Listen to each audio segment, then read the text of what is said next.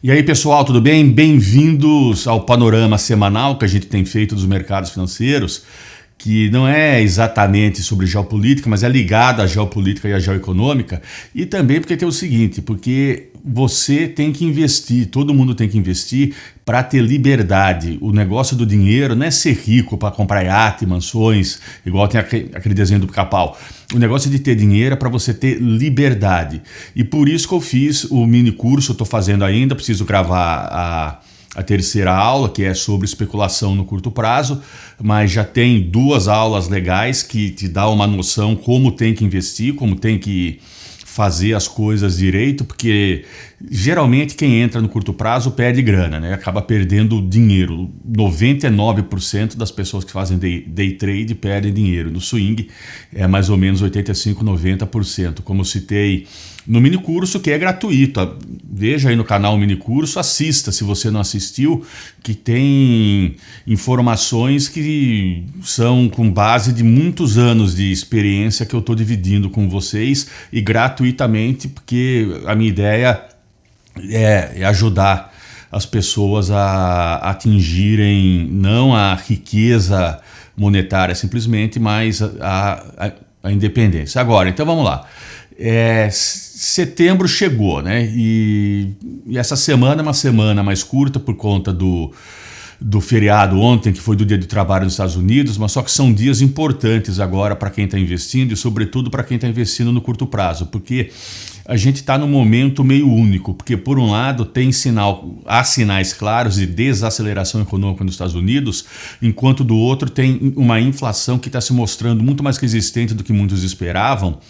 Ou seja, parece que está tendo estagflação, e é exatamente essa tensão que vai dominar as discussões dessa semana, que acaba na sexta-feira com o relatório do emprego, que isso pode acabar selando o destino da política monetária dos Estados Unidos. Mas bom, antes de olharmos para frente, eu quero destacar um dado que passou um pouco despercebido, mas que foi fundamental na sexta-feira passada, que é o Core PCE, que é o índice de inflação preferido pelo Federal Reserve, que surpreendeu negativamente porque acelerou para 2,9% ao ano em julho, o que é o maior nível desde fevereiro. E esse não é um número qualquer, porque ele mostra que a inflação dos Estados Unidos ainda está persistente, não está controlada, está mais persistente do que se imaginava, sobretudo no setor de serviços. E isso está criando uma tensão real nos mercados, porque, vamos ver, ao mesmo tempo que a inflação acelera, como eu já disse, os dados de emprego e atividade econômica estão mostrando uma desaceleração clara. Por exemplo, o índice NHB, que é o Housing Market, despencou para 32, o menor nível em 18 meses. A gente discutiu isso num vídeo anterior, inclusive, mas isso está sinalizando que o mercado imobiliário está sob forte pressão devido às altas taxas de hipoteca, que são relacionadas aos juros, obviamente. E a criação de empregos em julho foi uma porcaria, foi 73 mil vagas, que é muito abaixo das 258 mil esperadas. E é por isso que o Trump está indignado, por isso que o Trump quer que o Jerome Powell saia ou que reduza as taxas de juros, porque quanto mais altas as taxas de juros, mais isso deixa a economia mais lenta, deixa a economia mais devagar e aumenta o nível de desemprego. Bom, mas só que isso acaba resultando num paradoxo que está deixando o Fed numa posição delicada. Como é que vai cortar juros para ajudar o emprego se a inflação está subindo? Não dá. E daí, se a gente leva em consideração esse dilema, a gente vê que em Jackson Hole, o Powell sinalizou que sim, o Fed está pronto para começar a cortar os juros já em setembro, inclusive focando nos riscos de uma deterioração mais acentuada do mercado de trabalho. E o Powell foi claro, ele disse: o Fed não quer ficar atrás da curva e ver o desemprego disparar, porque afinal de contas a função de um banco central não é apenas lutar contra a inflação, mas também é manter o nível de emprego, apesar de que muito presidente de Banco Central não está nem aí para o nível de emprego, só olha para a inflação.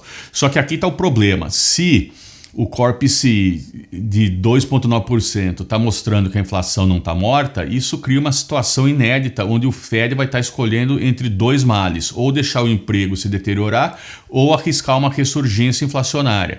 E daí o Christopher Waller, que é um dos governadores do Fed mais respeitados, ele foi além do Powell na semana passada. E ele disse em Miami que não apenas um corte em setembro, mas que deveria ter uma série de reduções nos próximos 3 a 6 meses. Ele também argumentou que o momento de afrouxar a política é agora, antes que o mercado de trabalho se deteriore completamente. Então, tá vendo? Deve ter divergência no board do Fed.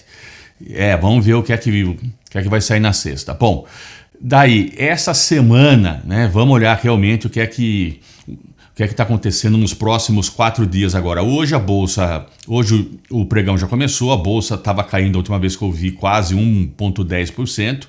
Quer dizer, está refletindo a questão do PCI da sexta, né? O mercado de cripto caiu bastante também, né? E tem várias coisas aí que essa semana que acaba influenciando. Então vamos lá. Primeiro de tudo, bom, ontem as bolsas fechadas, então mercado de títulos parado, liquidez reduzida, e só para quem opera câmbios ou futuros teve que ficar com atenção redobrada, né? Porque a baixa liquidez amplifica os movimentos. Daí hoje, na terça-feira, tem 2 dados cruciais. Primeiro, daqui a pouquinho está saindo já o CPI preliminar da zona do euro para agosto.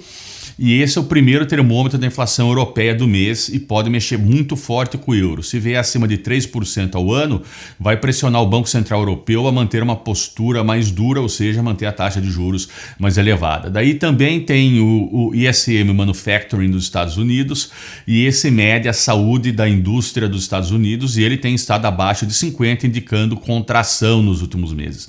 Uma melhora aqui pode diminuir a pressão para os cortes do Fed. Na quarta-feira, então amanhã, é dia de 2 relatórios fundamentais. Às 11 sai o JOLTS, que mostra quantas vagas de emprego estão abertas nos Estados Unidos em julho, e esse é um indicador que antecede o payroll e pode dar pistas do que esperar na sexta-feira daí no índice de desemprego.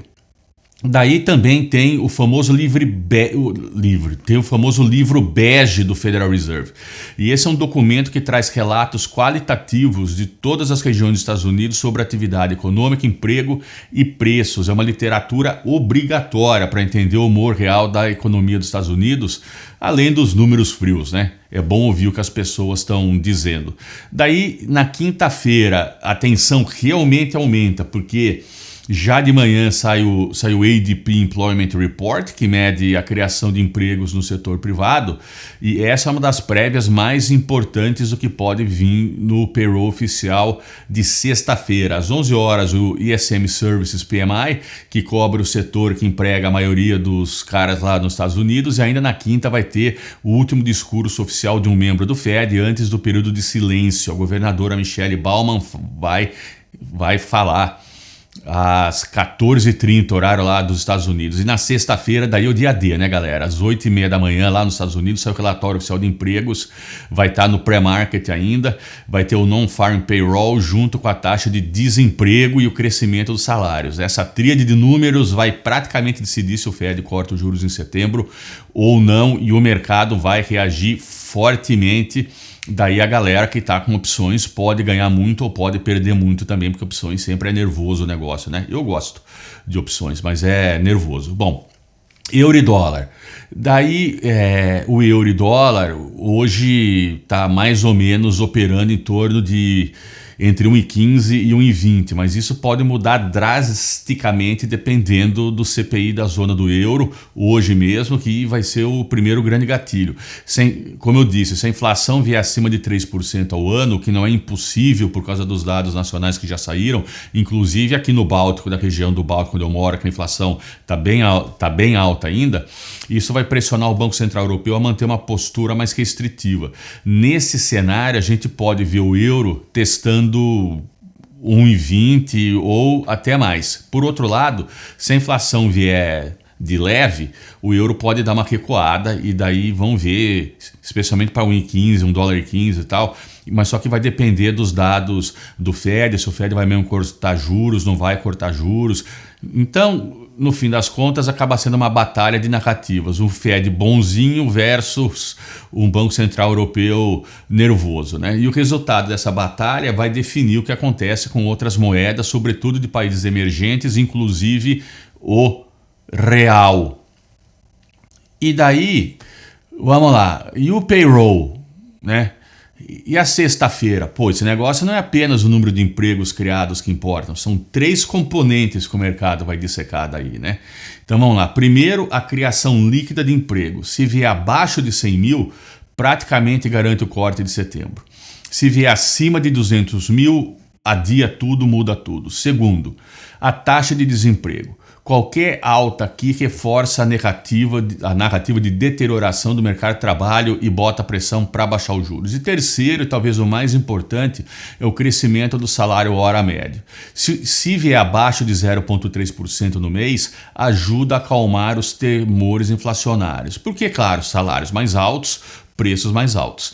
Se passar de 0,4%, pode fazer o Fed pensar 2 vezes, e daí a combinação desses 3 números vai definir não apenas setembro, mas toda a trajetória de juros para 2025 e 2026.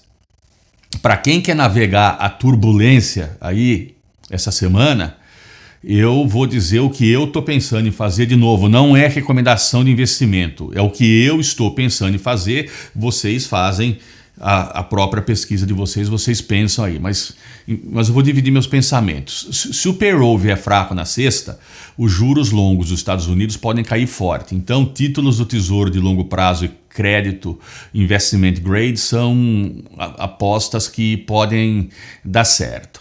Bom, também dá para pensar defensivo, né? Tem utilities e outros setores e dividendos, tem até uma performance boa quando o Fed está cortando juros, né?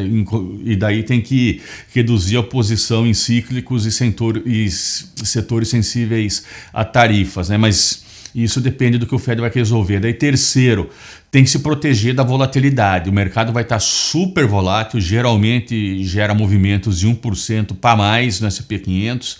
E daí, tipo, em opções, né, que eu chamo o lado negro da força, né?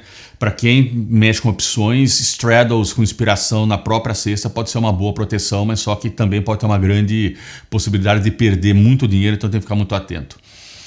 Tem que ficar atento também ao euro nos níveis que eu mencionei e também tem que olhar como que isso afeta outras moedas, sobretudo países emergentes, e pode dar uns swings interessantes. E por último, tem que manter a flexibilidade. Essa semana pode mudar tudo. Quem tiver preparado para se adaptar rapidamente vai sair na frente e vai reduzir perda e vai ter lucro. Bom, pessoal, é isso aí. É uma semana que está prometendo mexer bastante em todos os mercados. Mantenham-se informados, protejam seus investimentos e no próximo vídeo vamos fazer uma discussão geopolítica do Xi Jinping, né? Xi Jinping, Putin e o Modri se encontraram na China. O que é que isso significa no mundo? E cadê o Brasil? Por que o Lula não está lá na China? Ou se não o Lula, por que não está... Vamos dizer assim, por que o Brasil não está representado na China? Por que são só os 3 bacanas lá? A gente tem que pensar esse negócio, a gente tem que discutir o que isso significa, inclusive na questão de investimentos. Então, aquele abraço e até a próxima.